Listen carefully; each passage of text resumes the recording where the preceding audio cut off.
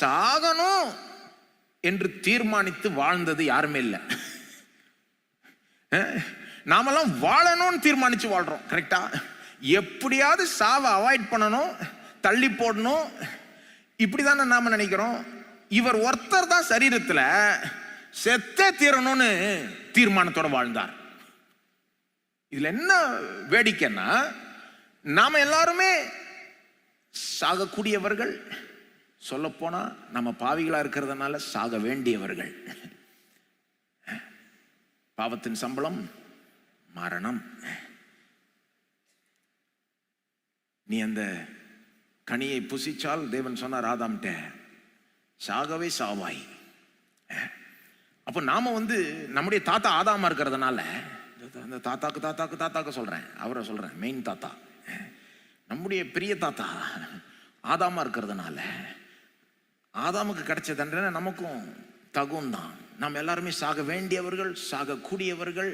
அப்போ ஒரு குழந்தை இந்த உலகத்துல பிறந்துருச்சுனாலே மாறணும்னு அந்த குழந்தைக்கு வரப்போகுது நிச்சயம். இல்லைன்னா இயேசு அதுக்கு முன்னால வரணும் இல்லையா? மனிதனுக்கு மட்டும் இல்லை, எல்லா சிருஷ்டிப்புக்குமே அப்படிதான் இல்லையா? அப்ப நாம நிச்சயமாய் மரணத்துக்கு நேரம் தான் போயிட்டு இருக்கோம். ஒரு நாள் சாக போறோம், மரிக்க போகிறோம், மரிக்க வேண்டியவர்கள் எல்லாம் இருந்தாலும் கூட நாம அந்த மரணத்தை எப்படி அவாய்ட் பண்ணணுமோ அவாய்ட் பண்றோம். நல்லது, சூப்பர், அவாய்ட் பண்ணணும் தான். அது எப்படி தள்ளி போடணுமோ தள்ளி போடுறோம் இல்லையா? எக்ஸசைஸ் பண்றது மூலமாய், டயட் பண்றது மூலமாய், மருந்து எடுக்கிறது மூலமாய், ஆன்டி ஏஜிங் அப்படிலாம் இதுன்னு கொடுப்பாங்க பாருங்க.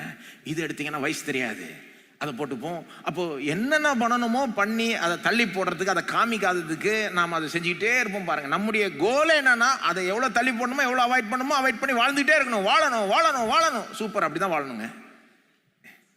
ஆனா இயேசு அப்படி கிடையாது. இயேசு ரொம்ப தனித்தன்மை வாய்ந்தவர்.